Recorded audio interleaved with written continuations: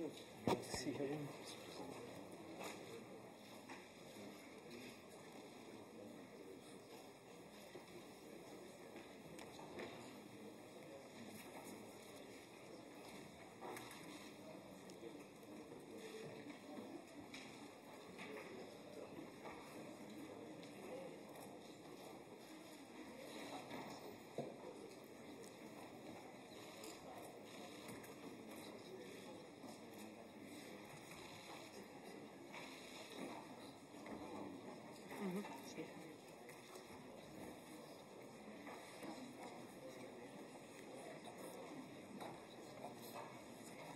Dear President, welcome to the Assembly Chamber, which you already know very well from your past parliamentary experience, including as a member of our Assembly and as one of our Vice Presidents, as well as from your previous visit to Strasbourg in 2004.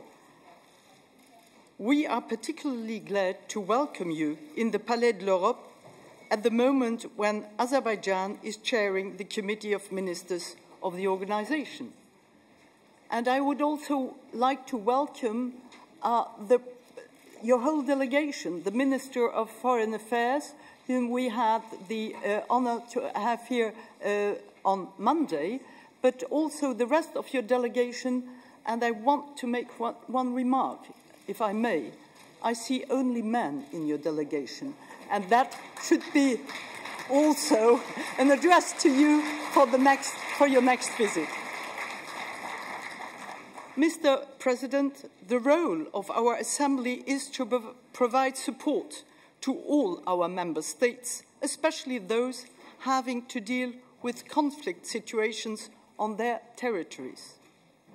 Mr. President, you know very well our principled position in respect of sovereignty and territorial integrity, which I also reiterated in my opening speech yesterday. Independence and secession of a regional territory from a state may only be achieved through a lawful and peaceful process, not in the wake of an armed conflict. Concerning the Nagorno-Karabakh conflict, diplomatic efforts must be stepped up, and I would like to assure you that the Assembly stands ready to support this process within the framework of the OSCE Minsk Group. At the same time, we also stand ready to continue working with parliamentarians, members of the Assembly from the Armenian and the Azerbaijani delegations in order to foster dialogue and help build an atmosphere of trust which is essential for making progress. Mr. President, in your previous address to the Assembly in April 2004, you said that economic growth and democratization of our society were key elements of your country's policy. I fully share your view that one cannot exist without the other, and as you said it rightly, and I quote from your speech in 2004, you can be economically strong, but if you do not have democracy and transparency, and if human rights are not protected, the country will never be successful. End of quote. Your country managed to have a strong economic development and to reduce poverty. Up to now, Azerbaijan has also signed and ratified 59 Council of Europe conventions. At the same time, there is still a lot of issues to be addressed as regards democracy and human rights, and you will surely cover them in your address as well as in your replies to our questions. I am glad we were able to discuss with you these issues and the issues of freedom of speech, freedom of movement, freedom of association, and freedom of the press in a frank and constructive manner during my recent meeting in Baku, as well as this morning in my office. We also spoke about my request to visit some human rights activists and journalists currently in detention in your country. I hope, Mr. President, that the presidency of your country will be an opportunity to accelerate the reform process in the interest of Azerbaijan and, above all, in the interest of all the people of your country who should enjoy dignity, democratic rights and freedoms, as well as the benefits of progress and development, just as their fellow Europeans. I know, Mr. President, that we can count, and I can count, on your support. And now I want to give you the floor. The floor is yours.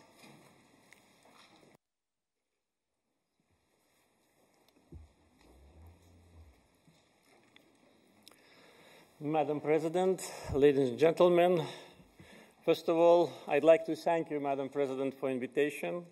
It's a great honor and pleasure to be back to Strasbourg. Also, I'm very grateful for quoting my speech, which I delivered here 10 years ago. I can only confirm that what I said 10 years ago is our position with respect to reforms and the successful development of Azerbaijan during the years of independence shows that economic and political reforms, if implemented in parallel, lead to success. And of course, we continue our reforms. May I ask you, President, first of all, I would like to ask the press to leave the room because our members can't see the President in his address. And I would also remind people who have come to listen to you that they are not allowed to express any act of approval or disapproval. So I think I ask the press really also not to hide the view of our parliamentarians. There is still one problem with the camera, I think, that we should arrange. Thank you. Excuse me for interrupting you, President, but as a President of this Assembly, I have to look that everything is being developed as it should. So now you have the floor again. You quoted me twice, so you can interrupt me also twice at least. So I'm ready for that. So the reforms implemented in Azerbaijan show that when they are implemented in parallel, they can lead to substantial progress. And of course, the years of membership of Azerbaijan in the Council of Europe were the years of a very rapid economic and political transformation. Actually, reforms in Azerbaijan started in the mid-90s, just several years after restoration of our independence. The first years of independence were marked with enormous complications and tragedy for our people. First of all, the social unrest, economic complications, difficulties, political, economic, and military crisis, inefficient government of the previous leadership of Azerbaijan. All that led to a very serious situation where even our statehood was put under question. As a result of this situation, we had civil war in Azerbaijan in 1993, which was the most tragic part of our modern history. So reforms started in mid-90s. The new democratic constitution of Azerbaijan was adopted, and economic and political reforms are being conducted, as I said, in parallel, and lead to a substantial progress our country achieved during the years of independence. Joining the Council of Europe was our conscious choice because we wanted to be a member of this institution, we wanted to deepen the reforms, and of course, we knew that joining to the Council of Europe will also imply commitments, and we are ready for these commitments, and so far we implement commitments and obligations. As Madam President said, we joined almost 60 conventions. We upgraded our legislation, and the reforms which we implement today create a very positive atmosphere in our society. With respect to fundamental freedoms, all the fundamental freedoms are provided in Azerbaijan. Freedom of political activity, we have hundreds of political institutions, political parties. Freedom of expression, freedom of media, we have media freedom, and more than 40 daily and almost 200 weekly and monthly newspapers, 9 countrywide TV channels, 14 regional and 14 cable TV channels. We have free internet, and the number of users of internet in Azerbaijan is more than 70%. And our government is implementing now a very large investment demanding project of broadband internet to every city and to every village. In other words, having free internet and no censorship, we cannot restrict media freedom. On the contrary, we're in favor of media freedom because media freedom means democracy. It helps the government to concentrate on shortcomings. It creates a necessary link between the government and society. And this is one of the biggest assets of Azerbaijan, of modern Azerbaijan, and we are proud of that. Therefore, can say once again, media freedom is fully provided. Freedom of association and assembly also is fully provided, and political institutions take advantage of that, and from time to time had rallies which are held in a peaceful atmosphere, which also shows our commitment to reforms. I'd like to say that implementation of reforms for us is a priority, not because we need to implement commitments or to get some positive assessment from international institutions. That's because we are modernizing our country. And as I said 10 years ago, without strong democratic institutions, our economic success cannot be sustainable. Therefore, economic and political reforms in parallel, democratization of society, create now a positive atmosphere in our society. We have religious freedoms, which is also biggest assets of our country. We are multi-ethnic and multi-religious society for centuries.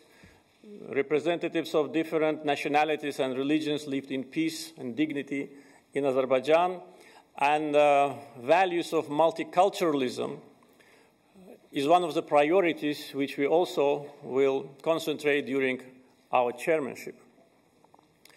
Azerbaijan was the initiator of Baku process, which started in 2008, where the session of the Ministers of Culture of Council of Europe countries, we invited Ministers of Culture of the countries of Islamic Cooperation Organization.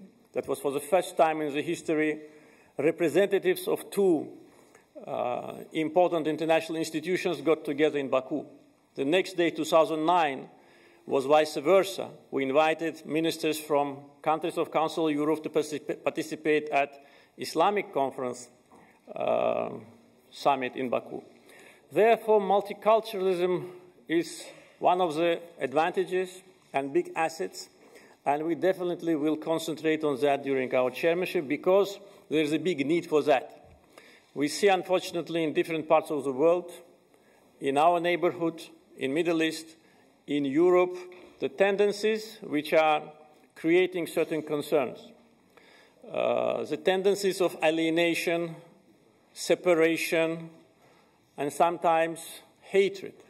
We need to address this issue because we live in the world in order to contribute, to create a better world, a world for everyone, for all the people of all the religions, regardless of the level of their living standards, to live in dignity and peace. Therefore, tensions based on religious sentiments are very dangerous for every country, including country with a multinational component of its society. Among other priorities, we will concentrate on the implementation of resolutions and decisions of international organizations. Because as far as we are concerned, several important resolutions and decisions of United Nations Security Council, Council of Europe, Parliamentary Assembly, European Parliament, OSCE were adopted with regard to conflict between Armenia and Azerbaijan, but none of them was implemented. Therefore, there should be a mechanism of implementation of resolutions adopted by prominent international institutions. And this mechanism must be elaborated by all of us. Otherwise, these resolutions lose their substance.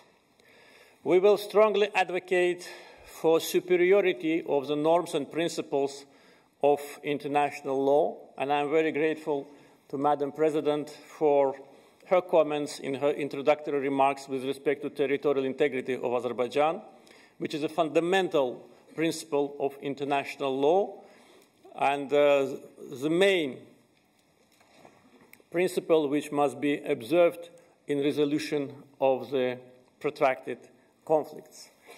Yesterday, our minister addressing the Assembly also elaborated on other priorities, therefore I will not go into much details, just to name them. Fight against corruption will be one of our priorities. I think that Azerbaijan has unique experience in this area because, unfortunately, all the former republics of the Soviet Union have the same problem.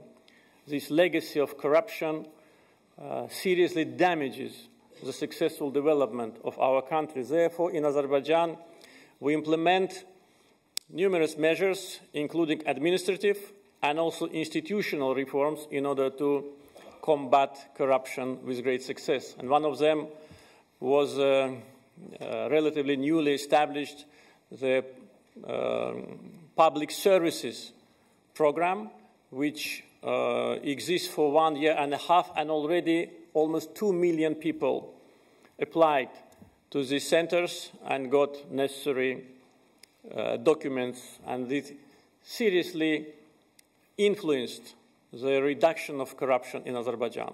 Therefore, this experience, I think, will be interesting for member states also to know. During the visit of Mr. Secretary General to Azerbaijan, he visited one of these centers.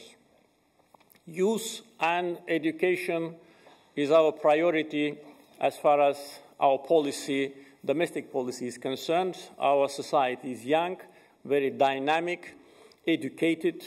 The level of literacy in Azerbaijan is close to 100%, and we clearly understand that only educated society can be a guarantee for successful development, can be a guarantee against radicalism, against fundamentalism. Therefore, education is one of the top priorities for our government, and during the last 10 years, more than 3,000 schools were built in Azerbaijan, and also the quality of education is improving. At the same time, we implement numerous programs in collaboration with the leading universities of the world, sending our young students to train so that we can have intellectual potential in line with our economic potential. These are basically the main priorities which will concentrate during our chairmanship.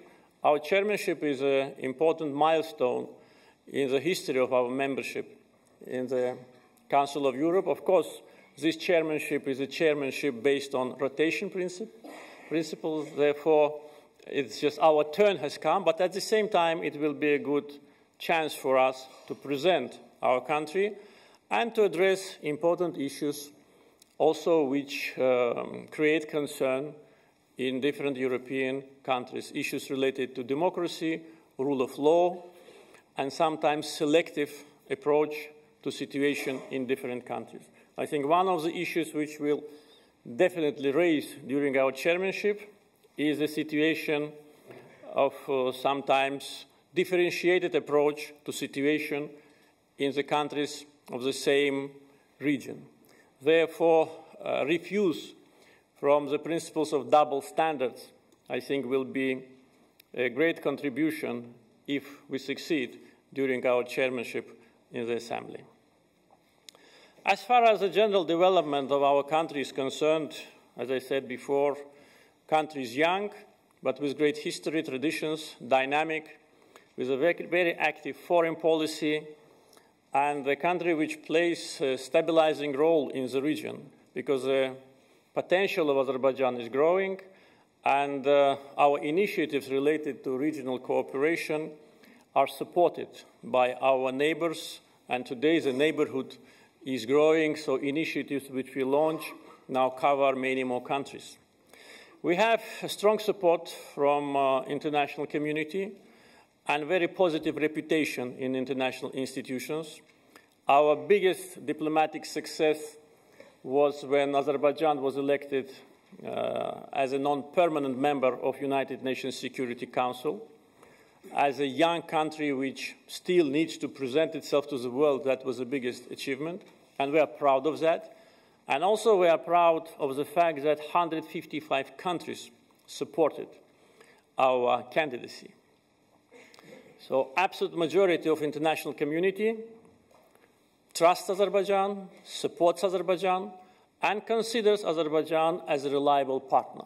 And during 2 years of our membership, twice we chaired the United Nations Security Council, and according to the overwhelming assessment, our chairmanship and membership was very successful. We largely contributed to peace, security, stability, predictability in the world. At the same time, membership in Security Council was a unique experience for our country, which of course we will use in the future initiatives. We established very constructive relations with the absolute majority of international community. Our bilateral ties with European countries are developing very successfully. Europe is our main trading partner, and historic links between Azerbaijan and Europe strengthened during the years of independence. At the same time, Azerbaijan, as a Muslim country, is an active member of Islamic Cooperation Organization, and I think we play a very important role as a not only geographic, but cultural and political bridge in our region. And the more successful we are, the more active role we can play in the interaction between civilizations. Actually, International Dialogue for Civilizations Forum sessions in Baku shows that Azerbaijan is one of the world's centers of multiculturalism, and the International Center for Multiculturalism will be created soon in our country. Among the problems which we are facing, the biggest problem is a violation of internationally recognized territorial integrity of Azerbaijan. Armenian-Azerbaijan conflict is a conflict which puts under danger the whole region. It is called frozen, protracted conflict, but this conflict is neither frozen, nor it can be frozen, because the conflict must be resolved. Nagorno-Karabakh is a historic part of Azerbaijan. Azerbaijanis lived in Nagorno-Karabakh for centuries. Armenians were settled in that area less than 200 years ago.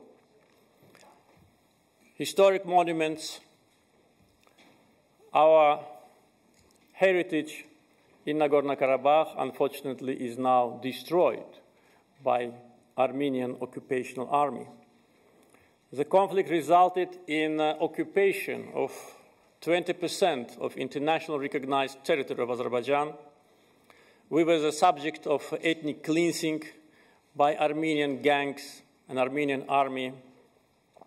1 million Azerbaijanis became refugees and internally displaced persons in Azerbaijan. And Nagorno-Karabakh and 7 districts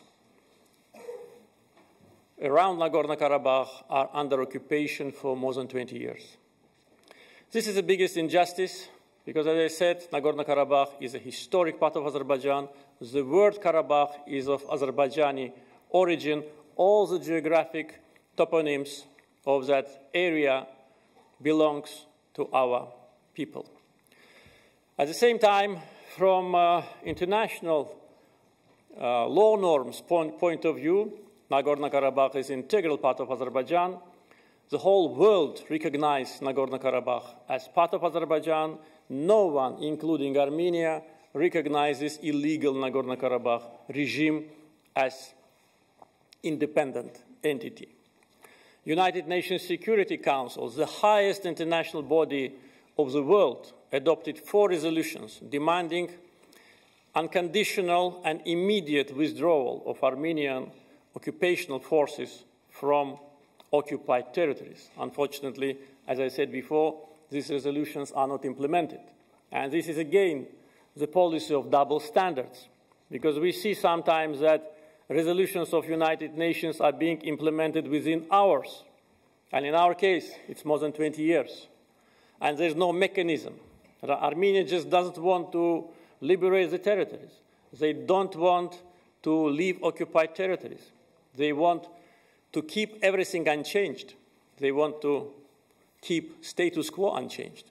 And this is in total contradiction with the efforts of international mediators, OSCE Minsk Group and its co-chairs, 3 countries, permanent members of United Nations Security Council, United States, Russia, and France. Their presidents a couple of times made a clear statement that status quo is not acceptable, and that means that Armenia should start withdrawal of its occupational forces from occupied territories. But they just ignore international law, they ignore statements of the leading countries of the world. They ignore resolution of Parliamentary Assembly of the Council of Europe, which was adopted in 2005.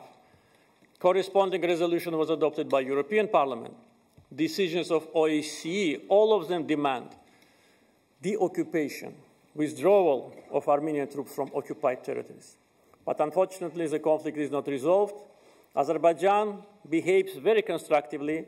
For more than 20 years, we are committed to negotiation process. But everybody should understand, including Armenians, that this process cannot last forever. Sooner or later, something may happen. Therefore, the sooner Armenians' leadership recognizes that it is unacceptable to occupy the territory of other countries in the 21st century, the better for them. But unfortunately, we don't see the adequate approach from Armenian leadership. Previous Armenian president, speaking here in this home of democracy, said that there is a national incompatibility between Armenians and Azerbaijanis.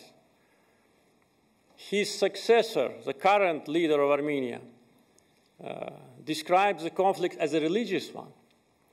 This is absolutely unacceptable approach. First of all, Azerbaijanis don't have any incompatibility with any nation. Maybe Armenians have, but not only with us, because today this country is monoethnic. 99.9% of population of Armenia are Armenians. All the minorities, including Azerbaijanis, were forced to leave. Therefore, this racist approach cannot prevail in negotiations. We need to address this issue. We need to restore justice, restore territorial integrity of Azerbaijan.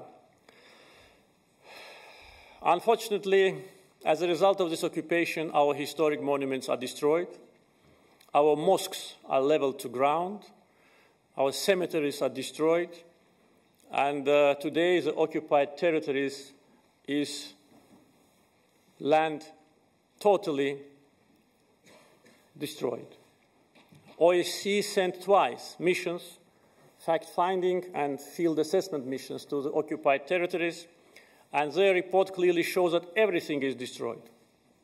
This is a result of Armenian vandalism on the occupied territories. Territorial integrity is a basic principle of international law. Self-determination, which Armenian side always refers to, should not violate territorial integrity of the countries. Let Armenian leadership read the Helsinki Final Act carefully and see the clear definition. And plus, Armenians already self-determinated themselves. They have Armenian state, which actually was created on a historic Azerbaijani land. Maybe many of members of Assembly do not know, but Armenian delegation, of course, knows that one of the first decree of Democratic Republic of Azerbaijan, which was created as a result of collapse of Russian Empire in 1918, was to give Yerevan as a capital for Armenian state. So they already have their state. How many Armenian states do they want? Do they want everywhere they live to create another state? Why should be another state in Azerbaijan? One is enough. Therefore, self-determination should not violate territorial integrity. Conflict must be resolved as soon as possible for the benefit of all of us, including Armenian people who suffer from today's Armenian government, which leads the country towards total collapse and catastrophe. Despite the conflict, Azerbaijan's economy is growing. Last 10 years, Azerbaijan was the fastest growing economy in the world. No other country increased economic potential as much as Azerbaijan. Our GDP grew 3.4 times. We managed to diversify the economy, and as a result of that, non-energy sector of our economy now is 55% of our GDP. All the international financial institutions highly value our reforms. During the years of financial crisis, main rating agencies, S&P, Moody's, and Fitch, upgraded Azerbaijan's credit rating. Davos World Economic Forum ranks Azerbaijan's economy number 39 in the Global Competitiveness Index. That means that we managed to transform economy from planned to market economy to maximum degree, at the same time to create a competitive economy. 1,200,000 jobs were created in Azerbaijan, and also fair distribution of national wealth is one of the main achievements of our country. As a result of that is the level of poverty, which dropped during the last 10 years from 49 to 5.3%. Unemployment is 5%. Budget deficit is in the limits accepted by European Union countries. Foreign debt is 8% of GDP. Financial situation is stable. Social programs are being implemented. Political situation is stable. Azerbaijan is, as I said before, is an active member of international community. Country is modernizing, and we look to the future with great optimism. I don't want to take much of the time which we have for interactions to leave time for questions, but as you can imagine, I can talk about our country for several hours. Don't want to use all the time for my presentation. Just want to say that chairing the Committee of Ministers is a big challenge, big responsibility.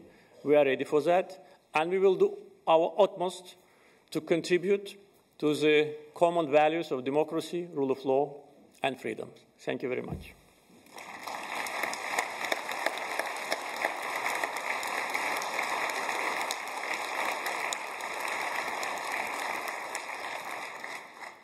Thank you very much, President, for your speech. Now I have a number of speakers who wanted to ask questions. I want to remind you that you have 30 seconds to ask your questions and not to make statements. We are going to have first the speakers on behalf of the political groups. First speaker, Mr. McNamara, on behalf of the Socialist Group. You have the floor.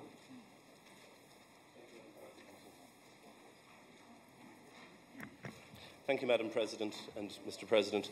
Amnesty International states there are 19 prisoners of conscience in your jails. Others say more. The court here has said that the pre-trial detention of one, Ilgar Mammadov, was unlawful and motivated by electoral considerations. Another, Anar Mammadli, exposed flaws in the recent presidential elections which you won. NIDA activists were jailed for merely expressing an opinion and calling for peaceful demonstration. This body has adopted a definition of political prisoners, but the rapporteur was denied access to Azerbaijan. Do you feel that all of this diminishes your legitimacy to chair this body, and will you release those prisoners? Thank you. President. I kindly want to remind people who are assisting our meeting of today, and I thank you for coming, not to applaud. Thank you very much. First of all, I'd like to say that there are no political prisoners in Azerbaijan. All what you said is based on false information, either on your biased approach to our country. It's not for the first time you are trying to insult Azerbaijan, but without any visible success. And I'm sure that your yesterday's initiative will have the same outcome as the initiative which we had a couple of years ago, resulted in fiasco of Mr. Strasser here in January 2013. Unfortunately, Azerbaijan is a subject of deliberate provocations. We know the source, we know the reason. It has nothing to do with human rights and democracy. It's geopolitical. And probably the question which you read from the paper was given to you by someone who is interested in attacking Azerbaijan. What?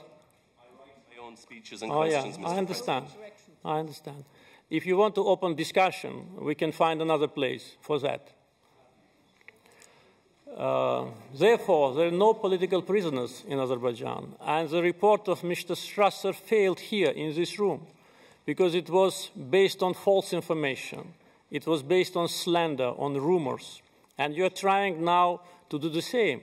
You are trying to mislead the opinion of the Assembly by repeating this false information. There are no political prisoners, and Azerbaijan is a member of the European Court of Human Rights, and all the issues related to prisoners can be addressed there, and we respect the decisions of the European Court of Human Rights. Therefore, once again, I'd like to say that these attempts to attack our country are absolutely groundless, and they will have no result.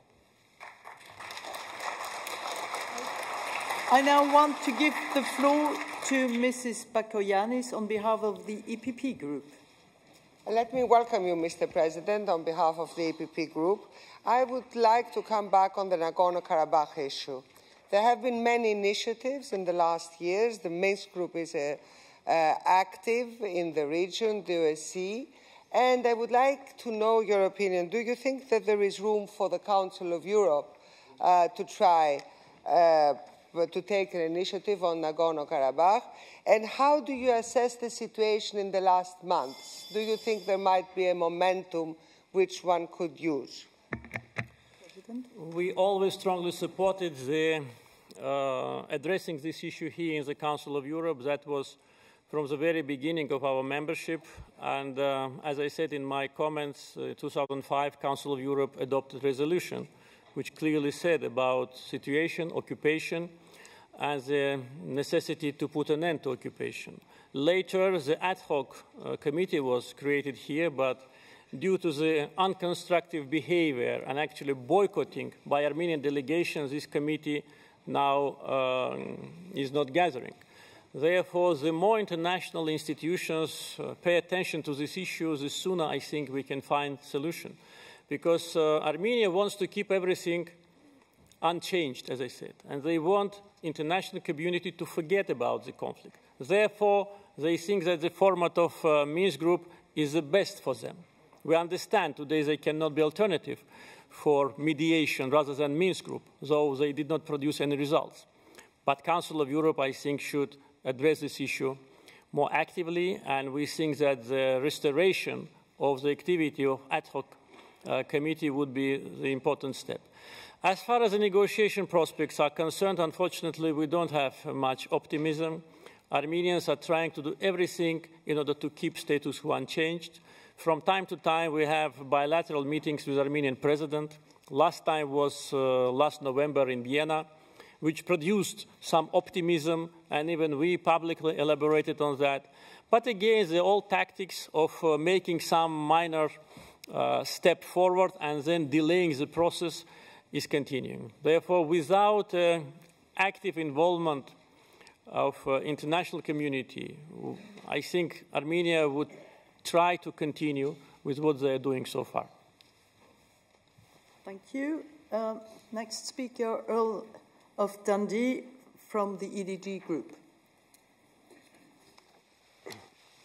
Mr. President, on human rights improvement and reform, apart from the current agreed and public action plan with the Council of Europe, which particular measures will you and your country now adopt to achieve specific targets?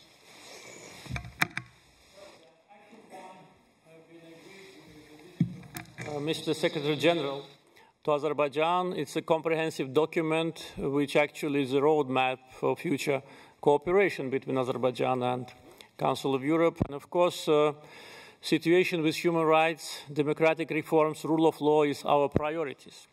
As I said before, a lot has been done previously, but still a lot is to be done. And we are very open for criticism when this criticism is based on real facts. Of course, we are not perfect, as maybe any of other members of the Parliamentary Assembly. But sometimes the criticism is based on a biased approach, it's just on attempts to damage the reputation of Azerbaijan. Years of membership of Azerbaijan to the Council of Europe were the years of rapid political reforms, and that was the right choice for our government and the right choice for the Council of Europe to adopt us to its family. Therefore, the future collaboration, including the months of our chairmanship, I'm sure will produce new good results with respect to democratic reforms in our country. Thank you. Next speaker on my list, Mr. Shukla, leader of the ALDE Group. Muchas gracias, señora presidenta. Voy a hablar en mi lengua. Señor presidente, en el año 2006, la República de Azerbaiyán adoptó el Convenio del Consejo de Europa de lucha contra la corrupción. Esta es una materia muy sensible y nuestros estándares son muy claros y nuestro seguimiento también a través de Greco. ¿Qué medidas ha adoptado su gobierno para la implementación del convenio y qué nos puede decir sobre la ley de acceso a la información y a la transparencia de los fondos y las propiedades? Muchas gracias. Thank you. As I said in my remarks, corruption is one of the main areas where we will concentrate as a chairman of the Council of Europe, because it's a disease that needs to be cured.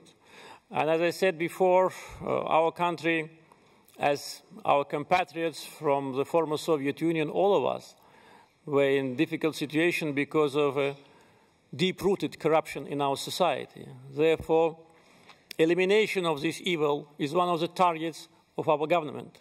Without that, our success cannot be sustainable. Therefore, joining the convention and also using the positive experiences, especially in the countries of members of the European Union, this is also part of our cooperation with the European Union, are of extreme importance to our country. And as I said, institutional measures which we implement give much better results than administrative or measures of punishment. Because by changing the people, unfortunately, the issue cannot be resolved. Therefore, we found such a mechanism, and I said in my comments, the public services system, which just makes it impossible for corruption. And of course, transparency. I fully agree with what you said. We have good experience. Azerbaijan was one of the first countries which joined the initiative of then Prime Minister of UK, Mr. Blair, on Extractive Industries Transparency Initiative. And Azerbaijan became the first full member of this initiative. Therefore, transparency in extractive industries in Azerbaijan is provided 100%. Now we need to have the same percentage of transparency in our financial sector and in the sector of public services, and we are working on that. Thank you. And now the last speaker on behalf of the political groups, Mr. Cox, the leader of the United Left. Mr. President, thank you very much for your most interesting speech, in which you gave quite a positive analysis of your country's human rights track record. But not everybody, however, as you are aware, agrees with this kind of positive analysis. I met with someone when I was in Baku. I will meet with others today. And this Assembly will, of course, look after it in next January. In this respect, Mr. President, would you be prepared to consider to organize in your country a roundtable structure in which you could engage in a transparent dialogue with those who think Azerbaijan could and should substantially improve its human rights track record? And I'm sure that this Assembly would be willing to assist you in organizing it if needed. I'm looking forward to your answer. Thank you very much. Definitely. Not only we are ready, but we are willing to organize such a session. And actually, we addressed this issue during our interactions with our partners. During the visit of Madam President and Mr. Secretary General last May, we had a very substantive discussions on that. Though we disagree on some issues, but at the same time, we have a constructive dialogue. And as I said previously, we do not consider that situation in Azerbaijan with respect to human rights and democracy is perfect. But there is a great progress. And we are ready to react, and we do react, to a constructive criticism. I concentrated in my comments on a positive example of our reforms just because in this audience, usually you concentrate on negative. Therefore, in order to create the slightest balance in a session, I wanted to take my time, but I left some time for interaction. Therefore, I think it would be a good idea to have an open, sincere discussions on the substance. Because sometimes when we discuss this issue, what I hear from my partners and colleagues, there is a perception that, and there is a perception that. And who creates this perception? Sometimes perceptions are created artificially in order to damage the reputation of Azerbaijan. Therefore, let's look to the substance. With respect to freedoms, I said in my comments, we have freedom of media, free internet. How can we restrict media freedom when we have free internet and no censorship and 70% are internet users? After the last presidential elections in October, and before, there were rallies of opposition and no restrictions. And today, if anyone wants to have a rally in 3 days' time with the proper notifications, they will have a place in the center of Azerbaijan. The other thing is that at the last rally of opposition after elections, only 840 people came. So there were 840 people who did not, approve the presidential elections. But the fact that opposition is weak in Azerbaijan does not mean that we do something harmful. What I said about economic and social development cannot be ignored. Anyone who comes to Azerbaijan and sees this development can understand that such an enormous economic growth cannot be ignored by our society. Therefore, people support what we are doing. They support our government. Our government is strong, but not because we suppress someone, but just because we do things properly. Another thing, those who are in opposition today, the people who were in government in 92, 93, they created chaos. They are responsible for occupation, for loss of territories. They provoked the civil war, and then they run away. And some of the young generation of this group is sitting just on the balcony. These people, they do not understand. They did not know what happened in 93 and 92. And it's not their fault. They are just misled. Therefore, we are ready to engage in this kind of round table discussion with your participation. Thank you. And now I propose, Mr. President, that we are going to have a group of 3 questions that you can answer then together. The first speaker is Mrs. Christoffersen from Norway. Thank you, Madam President. Mr. President, to this Assembly, the fight against the numerous violations of LGBT rights all over Europe has a high priority.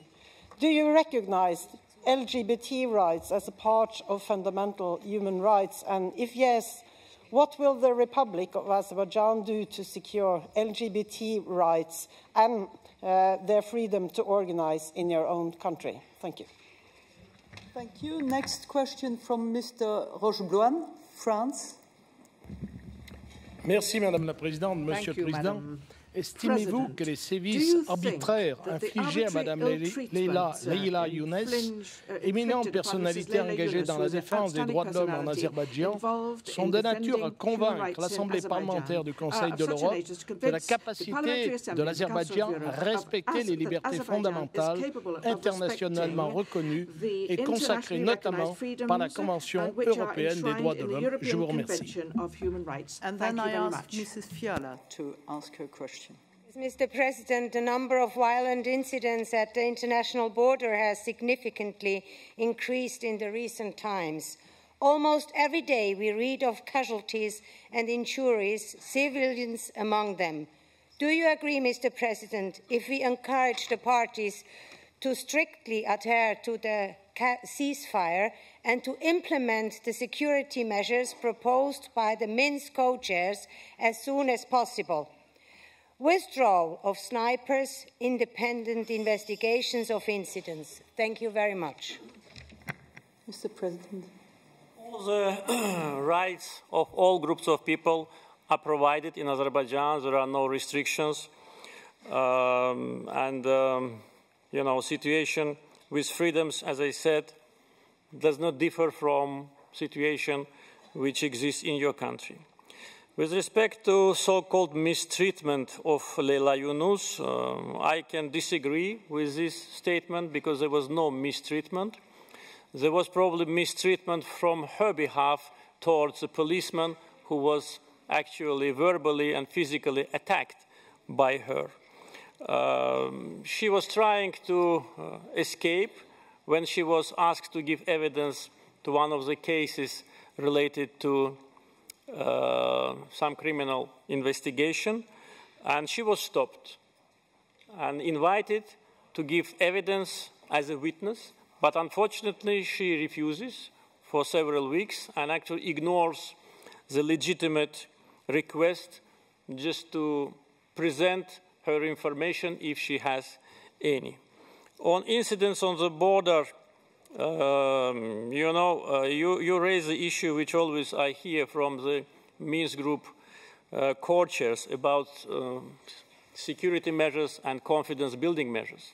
I can tell you that sometimes the distance between Armenian and Azerbaijani soldiers is 50 meters. So you don't need to have a sniper there to do something harmful. The best way to establish a confidence building measures is to start withdrawal of occupational Armenian troops from Azerbaijani territories. These casualties which you refer to, they happen in the territory of Azerbaijan. They don't happen even in Nagorno-Karabakh, which is also territory of Azerbaijan. They happen in the occupied territories. What Armenian soldiers are doing there? Most of the soldiers are recruited from Armenia. What they're doing there on the occupied territories? Therefore, removal of forces is not acceptable. How can we protect then our land from additional attempts to attack us? Therefore, the sooner Armenian leadership realizes that their policy with respect to Nagorno-Karabakh failed, they actually lost the battle with Azerbaijan. Today, the level of poverty in Armenia is more than 40%, according to their statistics. According to their statistics, only first quarter of this year, 40,000 citizens of Armenia left Armenia forever, and they will never come back. That's a result of the occupational policy. And now they complain everywhere that Azerbaijan is possessing a threat. We are the country with occupied territories. They possess threat to us, to the whole region. So as soon as they realize that there is no future for this policy, never Azerbaijan will agree to independence of Nagorno-Karabakh, the sooner conflict will be resolved, and the sooner Armenian people will start a better life. Thank you. Now we will have the next three questions. First, Mr. Flynn from the United Kingdom. Journalists have been falsely accused and imprisoned in Azerbaijan. Elections have been rigged. I've spoken to the people involved. Can we look forward to a year in which Azerbaijan raises its standards to Council of Europe levels, or can we look forward to a year in which the deplorable example of Azerbaijan will encourage other nations to degrade their own human rights standards? Then Mr. Díaz-Tercera. Gracias, Presidenta. Thank you, Madam President. Gracias, Presidente. And thank you, Mr. President. En la zona geográfica en que está su país, Now, Azerbaiyán, señor Presidente, hay otros muchos vecinos. Yo le pregunto cuáles son los riesgos energéticos y los riesgos de estabilidad política que tenemos en la ubicación geográfica en que se encuentra ahora su país, que garantiza para el conjunto de los valores occidentales papeles similares al que puede jugar Israel en Oriente Medio o Marruecos en el Magreb. Riesgos energéticos y riesgos de estabilidad política en el futuro inmediato, señor Presidente. Y gracias por su trabajo. Energy risks and stability risks for the immediate future, and thank you for your work. Thank you, and now I ask Mrs. Locklin from Denmark. Mr. President, you explained that all freedoms are respected in Azerbaijan.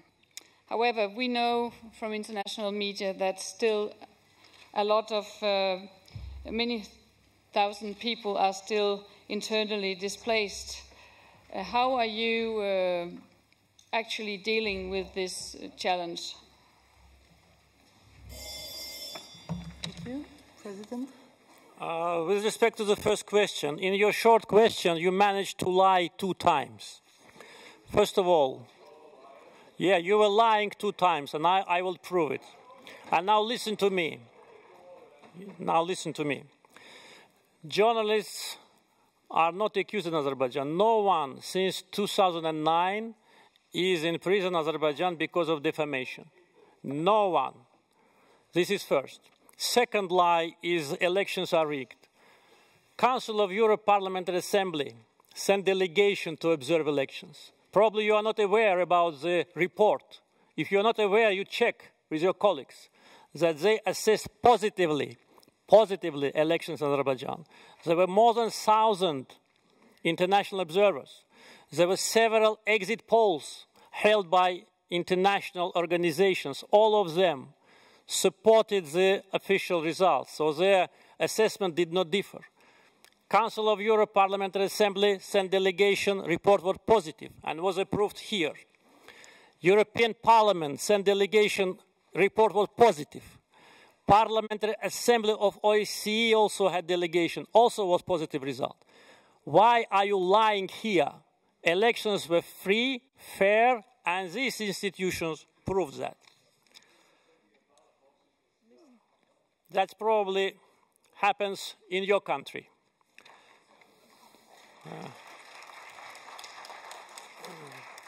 On the issue with respect to energy security, Azerbaijan is playing its role as a country which contributes to energy security.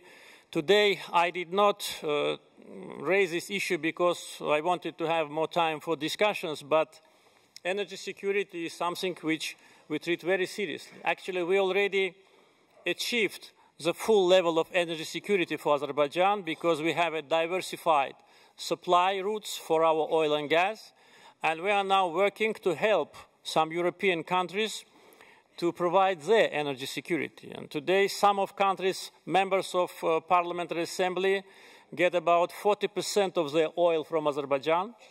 And now we launch the huge gas distribution and transportation project, which will allow Azerbaijan to be a gas exporter to Europe. And as you correctly mentioned in your question, energy security and political security and stability are things which must be addressed in a package.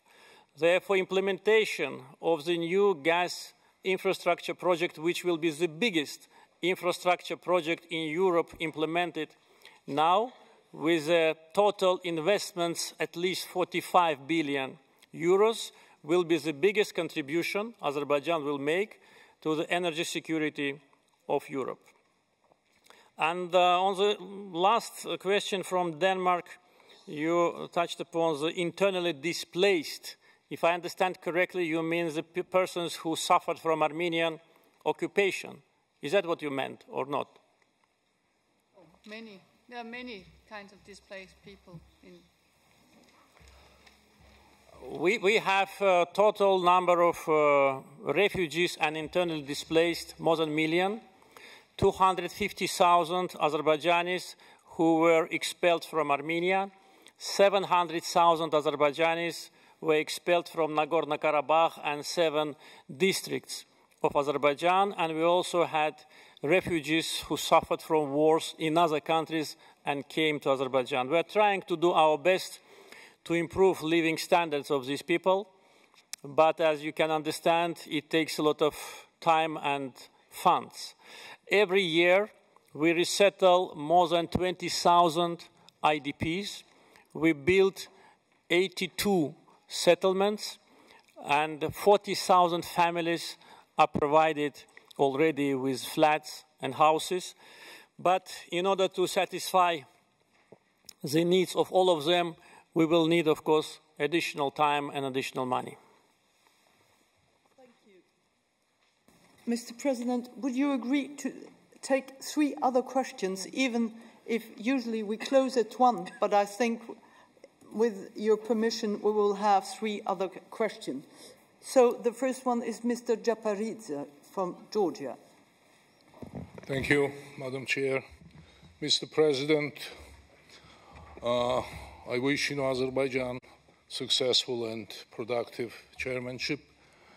You talked about conflicts, and Georgia, as you know, is plagued with the same kind of problems. But you talked also about economic developments, and I'd like to pose a question regarding regional cooperation. Because Azerbaijan is one of the driving forces along Turkey, Georgia, regarding these projects. So thank you very much. The next question from Mr. Biedron, Poland. Thank you, President. I was so strongly surprised of your male-only delegation that for the sake of equality of men and women, I must ask this question to you, Mr. President. Azerbaijan is on the Global Gender Gap Index 99th out of 136 countries in the world. So it's a terrible position concerning gender equality. I want to ask you what your government does to fully implement equality of men and women, and when you will sign and ratify Istanbul Convention. Thank you. Thank you. And the last question from Mr. Aaliev from Ukraine. Mr. President, first, your opinion about reinforcement of Guam organization, because all 4 members of this organization suffered territorially from or with help of Russian invasion. And second, Azerbaijan, as the President of Azerbaijan, as a country which is chairman in Council of Europe now, we have our colleague Mustafa Dzhemilov, leader of Crimea Tatars, who cannot come back to his home in Crimea because of Russia ban. Could you provide to assist him to back home to Crimea? Thank you. On the issue raised by Mr. Japaridze, I can say that trilateral cooperation on energy and now on transportation between Georgia, Turkey and Azerbaijan already resulted in a very serious geopolitical change in our region, because our 3 countries recently had the first ever summit on the level of heads of states in Tbilisi last month. And political, economic, energy cooperation between these 3 countries important is not only for us, but also for the region, because together we play a stabilizing role, especially with respect to issues related to energy security. And the first geopolitical change was the construction of the oil pipeline Baku-Tbilisi-Ceyhan, which connected Caspian with Mediterranean for the first time. And now we're implementing another project which is called TANAP, Trans-Anatolian Pipeline, South Caucasus Gas Pipeline, and TAP, Trans-Adriatic Pipeline, which from Baku through Georgia, Turkey, Greece, Albania, Italy, Bulgaria, will cover many other countries. We implement also the very important railroad project, which is called Baku-Tbilisi-Kars, and that will be a railroad which will connect Asia and Europe through our countries. And of course, stability in our countries is the main prerequisite for successful development of situation in the region. Therefore, we highly value our bilateral relations with Georgia and also with Turkey, and will continue actively to develop this cooperation. It's strange to hear that Azerbaijan is accused because of gender inequality. Our country is a country with great traditions. And when the first Democratic Republic of Azerbaijan was established in 1918, one of the first decrees was to give a right for women to vote. It was much earlier than probably in your country. And today, women in Azerbaijan enjoy the same rights and privileges. They participate actively in political life. I don't want you to consider only these men as members of our delegation. We have representatives from Azerbaijan, our prominent women parliamentarians here in this room. They can show themselves, probably you know that. And there is no restrictions, and actually we never looked at this issue from point of view of how many women or how many men I have in my team, because they're equal and they enjoy equal rights. As far as gender equality is concerned, probably you know that Azerbaijan already adopted a law on gender equality and also family code, and we are now reviewing the Istanbul Convention, and we don't have any objections against that. And when you visit Baku, or if you visit Baku, you will see yourself that women enjoy the same rights, and you know, we are very glad about that. And on Guam, I can tell you that Guam's activity or passiveness largely depended on Ukrainians' position, because during my experience in this format of cooperation, already several times we had Ukrainian government very pro-Guam and very anti-Guam. Therefore, it's very difficult for us, and I'm sure our Georgian and Moldavian colleagues, to plan a long-term strategy of development of this organization, because activization or deactivization largely depended previously on political structure of your government. Therefore, we will wait for positive signals from Ukraine in order for Guam again to become active as it was before. Thank you very much, President, for your speech and also for the answers to the questions of my colleagues. Chers collègues, je voudrais vous rappeler que le scrutin pour l'élection du secrétaire général est clos maintenant, mais qu'il reprendra cet après-midi à 15h30. Et ceux d'entre vous qui n'ont pas encore voté pourront le faire entre 15h30 et 17h cet après-midi. Je voudrais également vous rappeler pour cet après-midi que le temps de parole est limité à 3 minutes. Est-ce qu'il y a des oppositions ? Non, tel ne semble pas être le cas.